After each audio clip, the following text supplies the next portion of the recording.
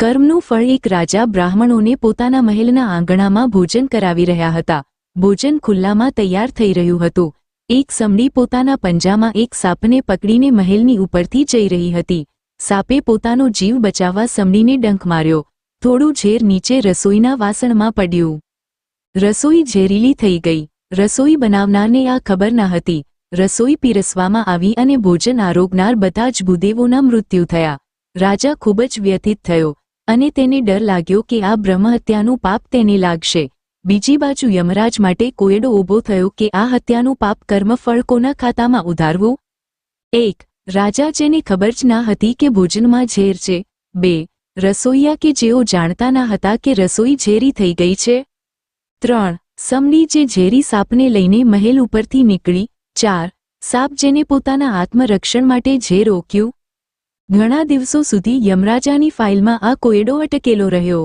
થોડા સમય પછી બહારગામથી ભૂદેવો રાજાની મુલાકાતે આવે છે. રસ્તામાં એક મહિલાને રાજમહેલનો રસ્તો પૂછે છે.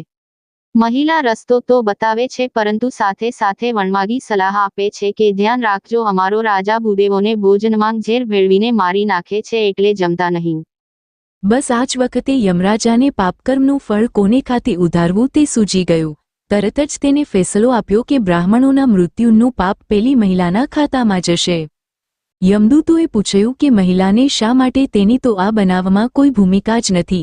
ત્યારે યમરાજાએ જવાબ આપ્યો કે જ્યારે કોઈ પાપ કરે છે ત્યારે તે કરવાનો તેને આનંદ મળે છે.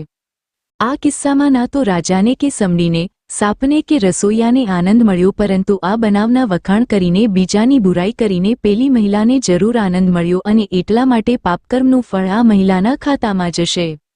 બીજાએ કરેલા પાપની નિંદા એ પાપના વખાણ કરવા થકી કોઈ કરે છે તો તે પણ તે પાપનો ભાગીદાર બને છે. ઘણી વખત આપણે વિચારીએ છીએ કે મેં તો કોઈ દિવસ કોઈ પાપ કર્યું નથી તો પછી મને શાની સજા થાય છે. આ સજા જાણે અજાણે કોઈની કરેલી કુથલી, નિંદા અને બુરાઈ કરવાને કારણે આપણા ખાતામાં જમા થઈ હોય છે તેનું પાપકર્મ ભોગવવાનું બને છે. બોધ, કોઈની કુથલી, નિંદા કે બુરાઈ જાણે અજાણે કરવી નહીં. વાંચ્યા પછી આગળ મોકલવા જેવું લાગે તો જરૂર મોકલો. આ વાર્તા ગમી હોય તો લાઈક કરશો. દરરોજ નવી વાર્તા સાંભળવા માટે ચેનલને સબસ્ક્રાઇબ કરશો.